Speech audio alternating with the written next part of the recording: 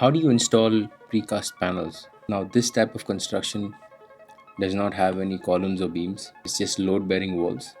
You can pigment them, which means you can add colored concrete using white cement to the outer section of the wall, which means you don't even have to paint the building. You don't need to plaster, you don't need to apply any lamy, putty, nothing. You can paint on it directly if you wish to, or put some color, add some pigment on the outer skin, and you have a colored facade.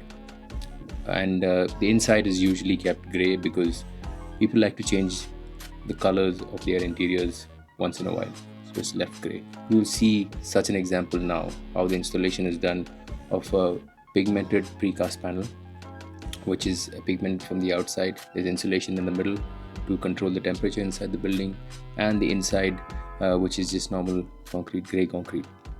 The grade of concrete, like I always tell you, is C45 or M45, which is normal.